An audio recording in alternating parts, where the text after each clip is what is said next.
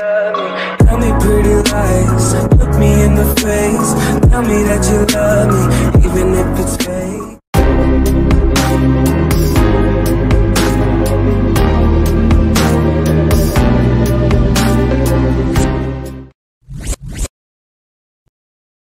ఓం శ్రీమతే రామానుజాయ నమః.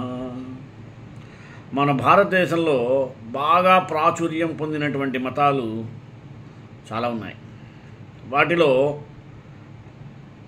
శ్రీరామానుజాచార్యులు యొక్క సాంప్రదాయబద్ధంగా వచ్చేటువంటి శ్రీ వైష్ణవ మతం అనేది మహాభారత కాలంలో చాలా విరివిగా వివరించబడినటువంటి ఒక గొప్ప మతం.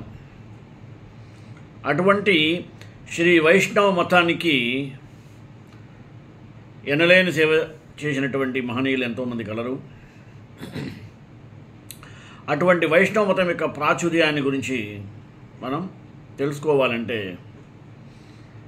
అంత సులభ సాధ్యం కాదు కనుక క్షుణ్ణంగా దాన్ని క్లుప్తంగా చెప్పడానికే నేను 2 భాగాలు చేయాల్సి వచ్చింది. అందువల్ల ఈరోజు శ్రీ వైష్ణవ మతం మహాభారతం మొదటి భాగం చూద్దామా. ప్రార్థన. వ్యాసాయ విష్ణురూపాయ వ్యాసరూపాయ విష్ణవే నమో వై బ్రహ్మనిదయే వాసిష్ఠాయ నమో నమః. బ్రహ్మర్షులకు నిలయమైనది వ్యాస భగవానుని పుణ్యవంశం. స్వతప్రమాణమైనది యగు వేదరాశిని ఋక్ యజుర్ సామ అథర్వ వేదాలుగా అనే 4 భాగాలుగా విభజించి సాధకులకు అందు సులభ ప్రవేశము కలుగజేసెను. పైగా అంటారు ఇతిహాస పురాణాభ్యాం వేదం సముపబృంహయేత్ అను న్యాయము చేత వేదార్థమును ఆఖ్యానోపాఖ్యముల ద్వారా ఆఖ్యానము ఉపాఖ్యానము ద్వారా విస్తరిల్లజేసి సుబోధకము గావించుటకు పురాణ సంహితను వెలువరించెను. మహాభారత ఇతిహాసమును ఈ వేదార్థ ఉపబృంహణమునకే ఈ మహర్షి నిర్మించెను. ఈ వేద పురాణాలలో నిగూఢమైనటువంటి పరతత్వ విషయమున తల ఎత్తినటువంటి అనేకములైనటువంటి మతములను పరిశీలించి సిద్ధాంత రూపముగా పరతత్వ నిరూపణము చేయు అభిప్రాయంతో ఈ బ్రహ్మవేత్త బ్రహ్మసూత్ర గ్రంథాన్ని విరచించెను. పరబ్రహ్మ ఎవరయ్యా? శ్రీ మహావిష్ణువే అను సిద్ధాంతమునకే శ్రీ వైష్ణవ మతము అని పేరు. శ్రీ వైష్ణవ మతమును ఋషులను ఆచార్యులను అనేక మంది ప్రచారము గావించారు.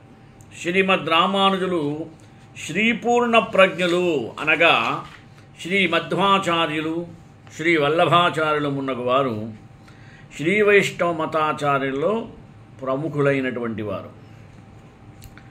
వారి వారి యొక్క సంప్రదాయ సిద్ధాంతములను వారు వెలువరించారు. వాటిలో సహజంగానే కొన్ని భేదాలున్నాయి.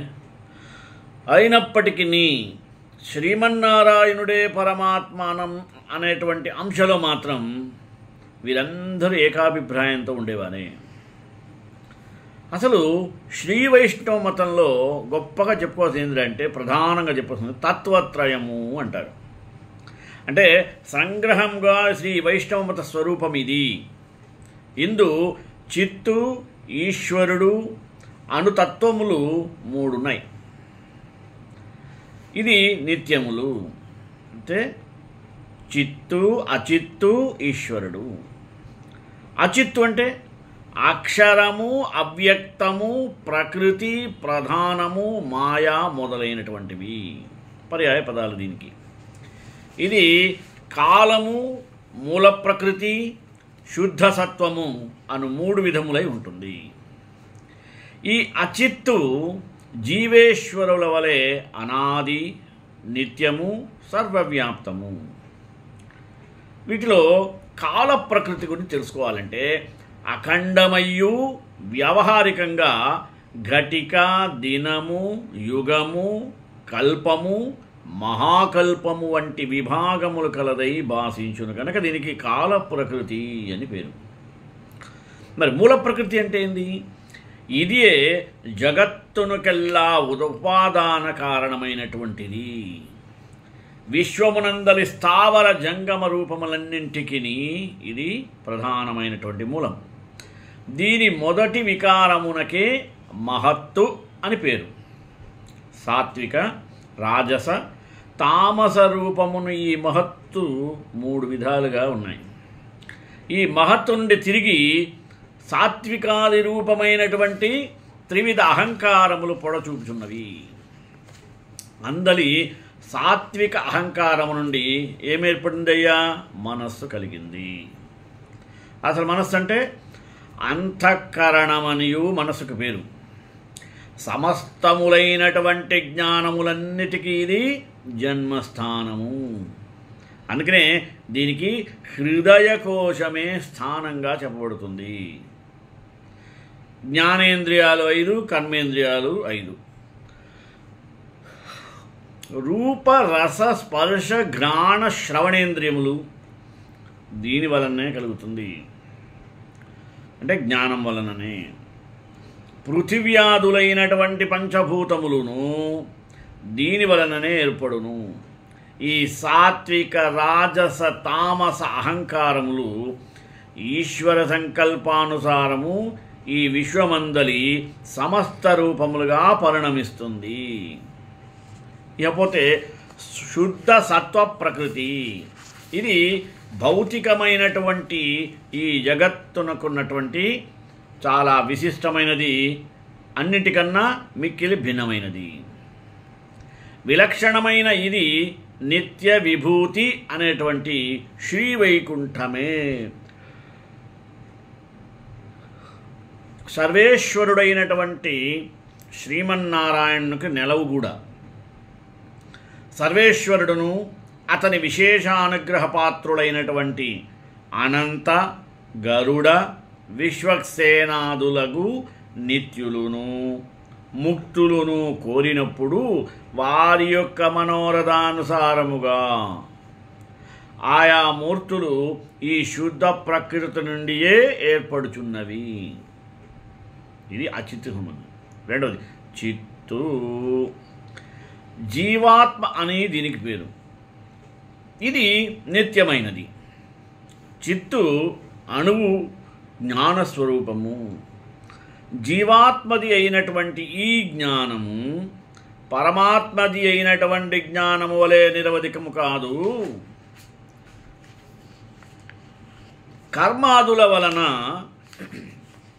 జీవాత్మ జ్ఞానమునకు సంకోచాదులు కలుగుతుంటుంది.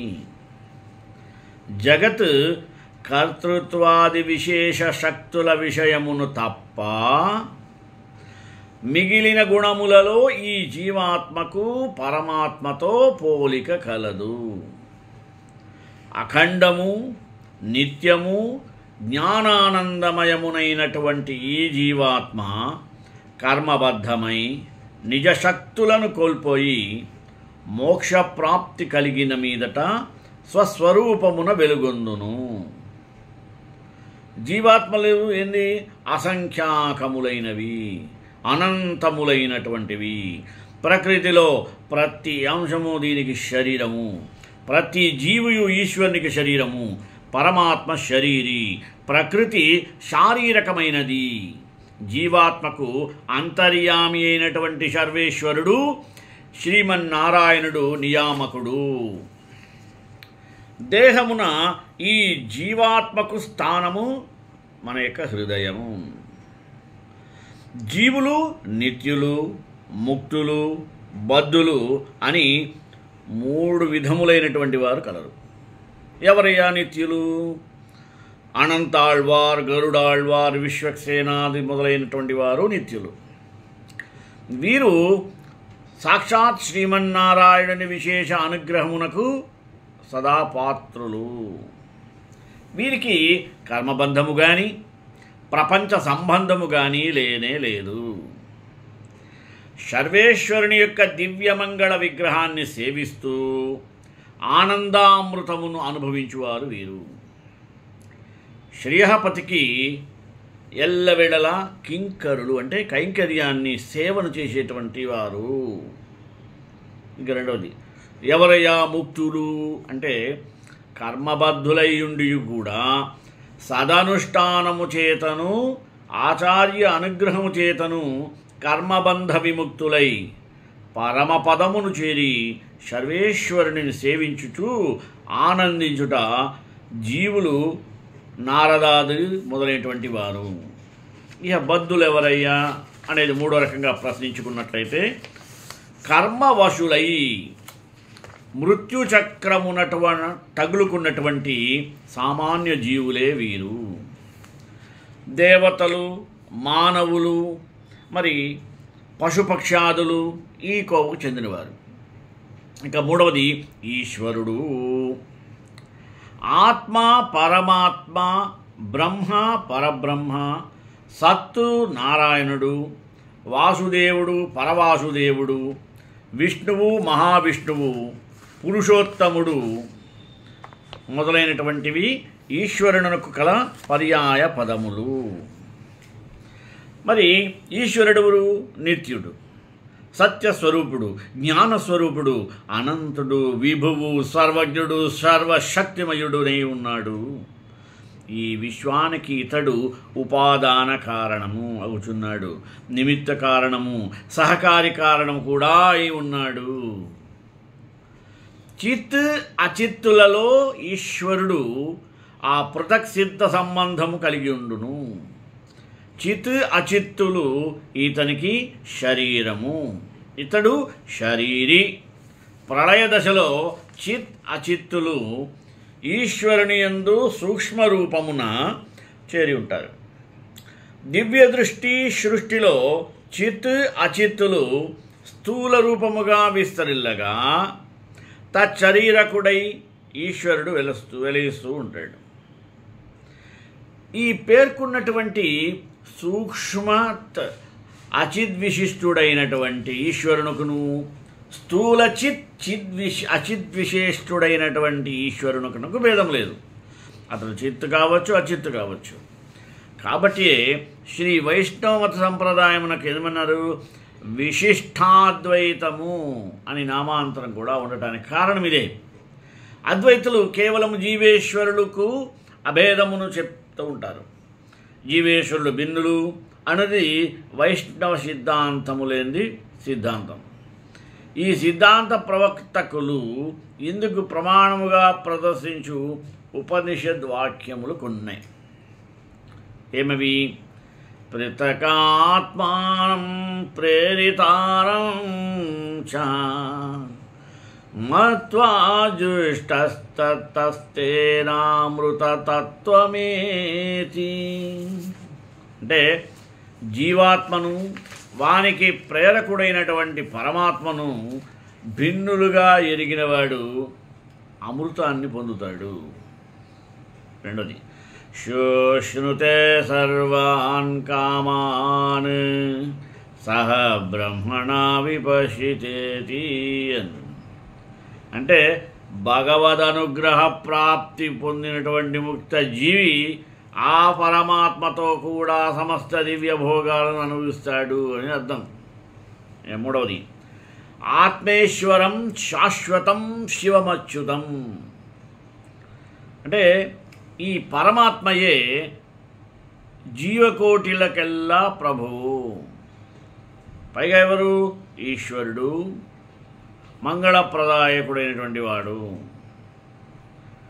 క్షరం ప్రధానమనృత్య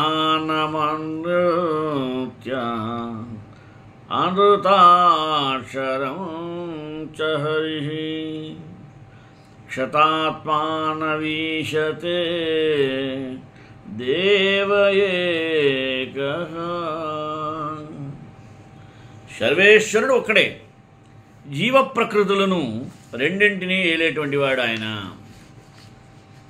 ఐదోది, ద్వా సుపర్ణా సయుజా సఖాయ సమానం వృక్షం పరిషస్వ జాయతే తయోరన్యః పిపలం స్వాద్వత్త నశ్నన్నాన్ననార్య చాభిచాకశీతి. రెండు పక్షులు, ఎవరు? జీవుడు, ఈశ్వరుడు నెయ్యముతో ఒక చెట్టు మీద కూర్చొని ఉన్నారు. సంసారం అనేటువంటి వృక్షమును ఆశ్రయించి ఉన్నారు అని చెప్పచ్చు. అందుకొకటి విశేషము, దాని ఫలములను తింటూ ఉంటుంది. రెండవది ఫలానుభవం లేకయే క్రింద పడి ఉన్నటువంటి వాటిని వెలకడుతుంది. రెండవదిగా ఫలానుభవం లేకయే వెలేచున్నది. జీవుడు కర్మఫలాన్ని తప్పకుండా అనుభవించాల్సిందే అనే భావాన్ని ఇక్కడ చెబుతుంది.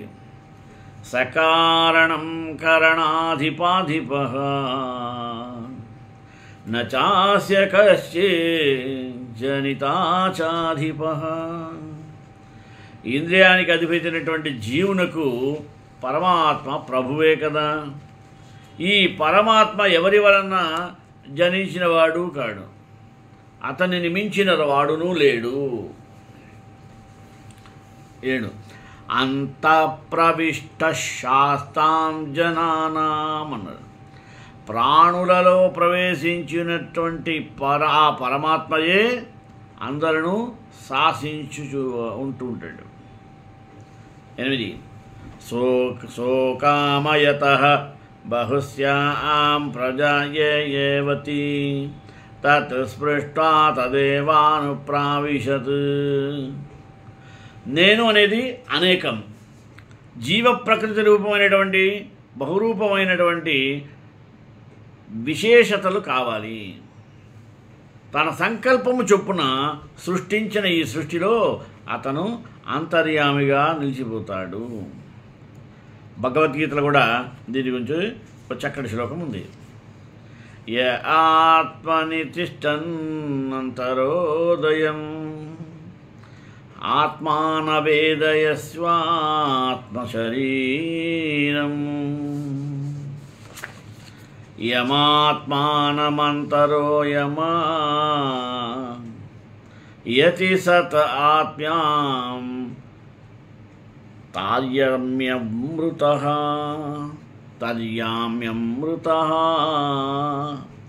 అతడు అంటే పరబ్రహ్మ జీవిలోనే ఉన్నాడు. జీవుడు అతనికి శరీరం అయినను జీవుడు అతను తెలుసుకోలేడు. అతడే జీవుని నడుపువాడు. అతడు అమృత స్వరూపుడై అంతర్యామిగా పిలువబడుతున్నాడు. యస్య పృథివీ శరీరం యః పృథివీ మంతరే సంచరన్ యం పృథివీ అపహత పాప్మాదిన్యో దేవా ఏకో నారాయణః. అతనికి శ్రీమన్నారాయణకి భూమి శరీరము, అతడు ఆ భూమిలో సంచరిస్తూనే ఉన్నాడు. అతడు శ్రీమన్నారాయణుడు అని గట్టిగా నొక్కి వకాణించి వచ్చాం. ఇప్పుడు పరబ్రహ్మ సగుణుడే అంటున్నాడు. ఎలా? ఈశ్వరుడు సకల కళ్యాణ గుణకారుడు కదా. మరి నిర్గుణ నిరంజనముని ఆధ్వర్యంలో మహాకవి యక్షోపనిషద్ వాక్యాన్ని రాశాడు. అంటే వర్ణము లేనివాడు అని అర్థం కాదు.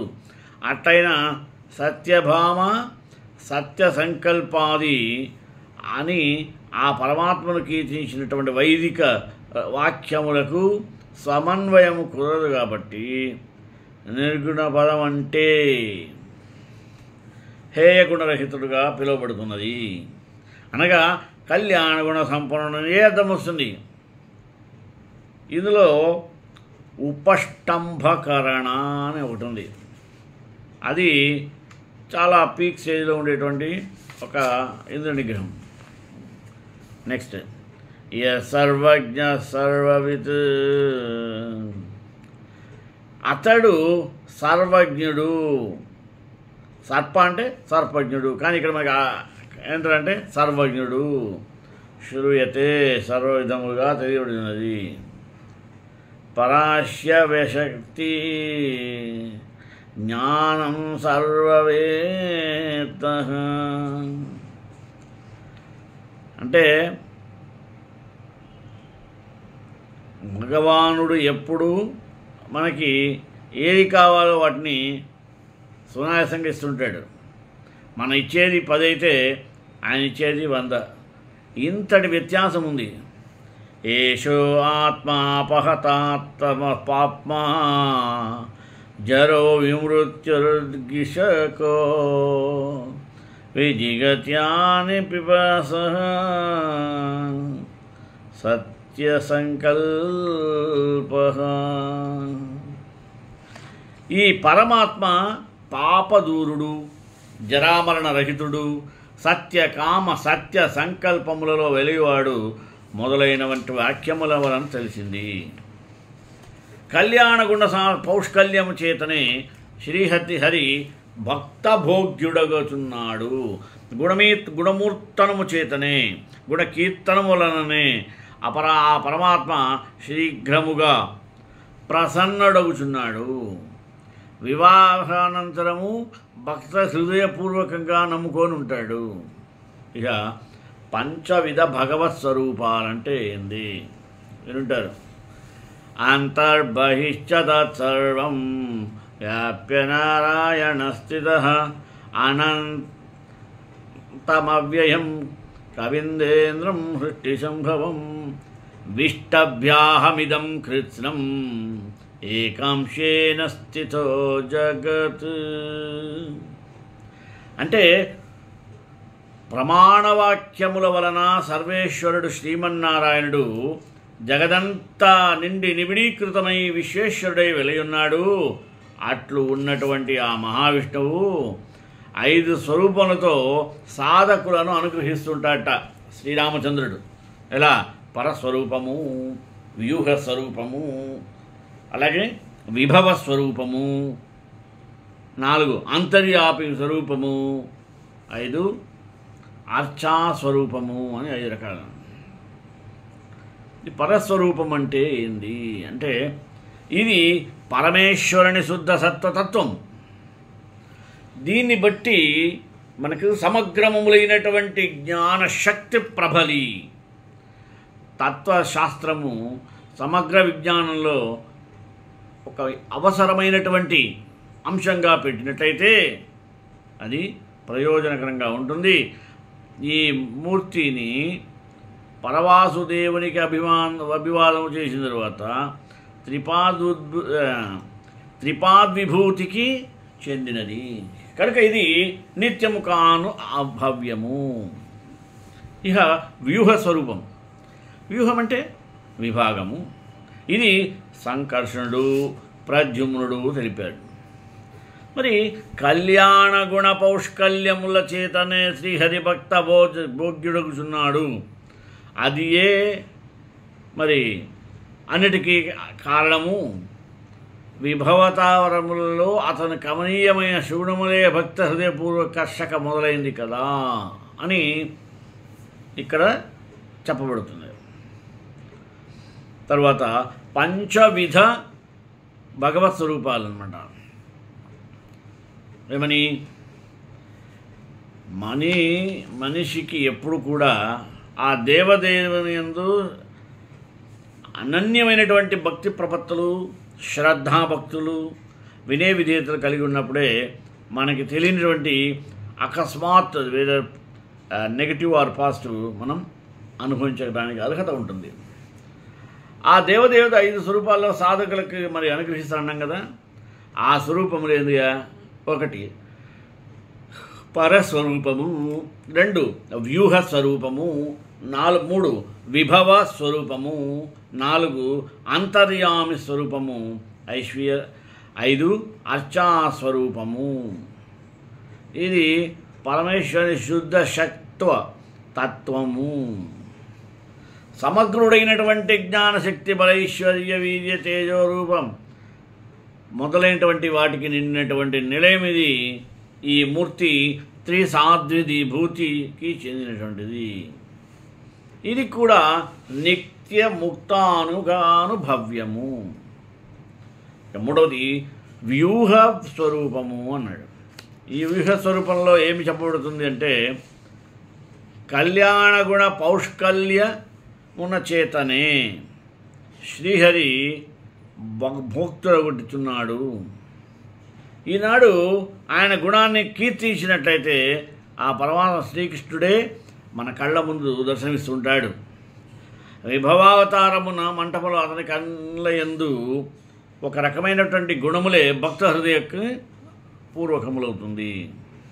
ఇప్పుడు పంచవిధ భగవత్ స్వరూపం గురించి తెలుసుకోవాలి.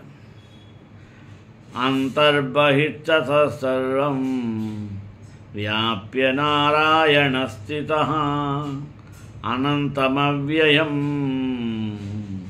రవీంద్రేంద్రం విశ్వసంభవం. ఇటువంటి భగవత్ సృష్టిని కలిగినటువంటి అనేకమైనటువంటి మార్గాల ద్వారా భగవంతుని చేరుకునే రూపాన్ని తెలుసుకోవాలి. అలాగే ఈ దేవదేవుడు ఐదు మరి మనకు తెలిసినటువంటి అర్చామూర్తి, ఈ మూర్తుల యొక్క ప్రాముఖ్యత ఎలా ఉంటుంది అనే దాన్ని చూసుకున్నట్లయితే వీటిలో అనిరుద్ధుడు వ్యవహరింపబడుతుంటాడు. అంశత్రయాత్మక రూపములైనటువంటి పురుషోత్తముని సదుగ్రములైన 6 గుణాలు 2 చొప్పున విభక్తములై ఏర్పడినది. ఈ వ్యవహార స్వరూపాలను ఈ శ్రీ పరాశర భట్టాచార్యులు ఇట్టు వివరించారు. షాడ్గుణ్యాద్వాసుదేవః పరయితి సభవాన్ ముక్తభోగ్యావలాఢ్యాత్ బోధత్తం సంఘర్షణస్త్వం హరసి వితనుషే శాస్త్రమైశ్వర్యవీర్యాత్ ప్రద్యుమ్న స్వర్గధర్మాణం అసి చ భగవాన్ శక్తిజో నిర్దః బిభ్రాణః ప్రాసీప్తత్వంగమయసి చ తథా అసి తత్వంగమంగయమ పాదాత్. అంటే శ్రీరంగాధీశ్వరుడుగా వెలసినటువంటి ఓ జగన్నాయక, సంపూర్ణమైనటువంటి షడ్గుణ సంపత్తి చేత సర్వవ్యాపకములైనటువంటి నీవు ముక్తులకు గోచరుడవు, భాగ్యుడవు. వేదాది శాస్త్ర శక్తులన్నిటి కూడా నీవు అవసరము. ఐశ్వర్య వీర్యములచే ప్రద్యుమ్నాభిధాయము కర్వై ఉన్నావు. ధర్మపాలన కావిస్తుంటావు. శక్తి తేజస్సులు అనిరుద్ధ నాముడవై స్థితికృత్యమును సద్గతి ప్రాపకత్వమును నెరపుచున్నావు. ఇక విభవ స్వరూపం. ధర్మమునకు దెబ్బతగిలి అధర్మం పెంచి పెరిగి లోకస్థితి చీకాకుగా ఉన్న సమయం నందే దానిని చక్కదిద్దుటకును దుర్జను శిక్షించి సజ్జను రక్షించుటకు సర్వేశ్వరుడు తన యొక్క నిత్య విభూతి నుండి ఆయా అవసరం బట్టి దేవ మనుజ తిర్యక్ రూపంలో ఏదేని రూపంలో గ్రహించి లీలా విభూతిలో మరి ప్రవేశిస్తారు, దిగి వస్తారు. ఇదియే అవతారము, ఇదియే విభవ స్వరూపము. యదా యదా హి ధర్మస్య గ్లానిర్భవతి భారత అభ్యుత్థానమధర్మస్య తదాత్మానం సృజామ్యహం పరిత్రాణాయ సాధూనాం వినాశాయ చ దుష్కృతాం ధర్మ సంస్థాపనార్థాయ సంభవామి యుగే యుగే. అనే విధంగా భగవంతుడు తాను అవతరించవలసిన అవసరమును ప్రయోజనాన్ని ఆనందించాడు. మత్స్య కూర్మాదులకు చిరిక రూపములుగా, రామకృష్ణాదుల మానస రూపముగా, మరి కొన్ని అంశావతారాలు ఉన్నాయి. శ్రీ రామకృష్ణావతారములు మాత్రము అవతారములని విజ్ఞులు నిర్ణయించారు. ఇట్టి అవతారములందు ప్రపత్తి చేయుట సులభమే కానీ భ్రాంతిభూయిష్టమైనటువంటి మనోధర్మము ఆయా అవతారములందు సమకాలికులకు పరమేశ్వరత్వ బుద్ధి కలుగనీయదు. ఈ విషయం లీలామానుష విగ్రహుడు శ్రీకృష్ణ భగవానుడు స్వయంగా ఇట్లా అన్నాడు. అవజానంతి మామూఢాః మానుషీం తనుమాశ్రితం పరం భావమవజ్ఞానంతో మమ భూతమహేశ్వరం. ఆసురభావముతో నిండినటువంటి అవివేకులు స్వేచ్ఛతో లోకశ్రేయస్ కొరకు మానవుడై జన్మించిన నన్ను గర్వనియంతయకు పరమేశ్వరుడిగా గుర్తింపగా రాగద్వేషాలతో పీడిపడేటువంటి స్థితిలో ఉన్నారట. భగత్స్వరూప తత్వజ్ఞాన రసికులకు శ్రీ పరాశర భట్టాచార్యులు ఏమన్నారు? గరీయస్త్వం పరిజానంతి ధీరాః పరం భావం అనుజిత్పాది విష్ణు అజానంతస్త్వజానంతి మూఢాః జనిఘ్నంతే భగవన్ జన్మ కర్మ. ఓ పుండికాక్ష, నీవు మానవాది ఆకృతులలో అవతరించినను జ్ఞానులు నీవు పరమబ్రహ్మముని గుర్తిస్తారు, మూఢులో జన్మరాహిత కారణములని అవతారమును గ్రహింపనేరకు అవమానిస్తారు అని విజ్ఞులే భగవదవతారం యాదార్థాన్ని తెలుసుకునగలరు అని భావాన్ని వ్యతిరేకరించారు ఆయన. మరి అంతర్యామిక స్వరూపం ఎలా ఉంటుంది? జీవరాశియల్ల పరమ పురుషోన్నముడి శరీరం కలిగి ఉంటుంది. చరాచరాత్మకమైనటువంటి జగత్తంతా కూడా వ్యాపించి ఉన్నవాడగుట చేత ఇతడే పరబ్రహ్మ వాసుదేవుడిని కీర్తింపబడుతున్నాడు. గీతాచార్యుడు ఏమన్నాడంటే, విష్టభ్యాహమిదం కృష్ణం ఏకాంశేన స్థితో జగత్. అంతర్యామి రూపంలో ఈ జగత్తునందల్లా వ్యాపించున్నాను నీవు. సర్వస్య చాహం హృది సన్నివిష్ట, సకల ప్రాణి సమాహం యొక్క హృదయమును నేను ఉంటాను అనియు. ఈశ్వర సర్వభూతానాం హృద్దేశేర్జున తిష్టతి, భ్రామయన్ సర్వభూతాని యంత్రారూఢాని మాయయా. సర్వభూతముల హృదయముల యందున నిలిచిన వాడును నేనే. ఆ భూతరాశినిల రంగు రాటం వంటి యంత్రము మీదనున్న వారిని త్రిప్పినట్టు నారాయణము చే త్రిప్పుచున్నాను అనియు తన అంతర్యామి యొక్క స్వరూపాన్ని స్పష్టపరిచాడు. అంతేకాకుండా తమ్మేవ శరణం గచ్చ సర్వభావేన భారత, తత్ప్రసాదాత్ పరం శాంతిం స్థానం ప్రాప్యసి శాశ్వతం. అట్టి సర్వవ్య ప్రాణి హృదయ పీఠాధిష్ఠుడగునేటువంటి అంతర్యామి వ్యక్త స్వరూపుడై మనల్ని అనుగ్రహిస్తాడు. అలాగే గ్రహంలో ఉండేటువంటి సంసార ఉపద్రవాలన్నీ కూడా తొలగించి శాంతిని నెలకొల్పుతాడు. ఆ స్వామిని శరణు పొందుము, శాశ్వతమైన మోక్షపదం లభిస్తుంది అనియు జగదాచార్యుడు అంతర్యామి యొక్క ఉపాసనమును ఆదేశించను. అర్చాస్వరూపం నిరాకార సాకారోపాసనలు రెండునూ వైదిక కర్మలే అయినప్పటికీ సాధకునికి సాకారోపాసనమే సులభముని అనుకుంటుంటారు. క్లేశాధికరస్తేషాం అవ్యక్తాసక్తచేతసాం అవ్యక్తా హి గతిర్దుఃఖం దేహవద్భిరవాప్యతే. అవ్యక్తతత్వము మానస గోచరము కావున తన ఉపాసకులకు ముముక్షులకు కష్టాన్ని కలిగించడానికి ఆలోచిస్తాడు ఆయన. కానీ అది మిక్కిలి కష్టసాధ్యము. సాకారమైతే సాధక దేహేంద్రియం మనోబుద్ధుకు అందునటువంటిది కావున విషక్లేశము లేకుండానే ఫలకారి అవుతుంది అని అభిప్రాయపడ్డాడు ఆయన.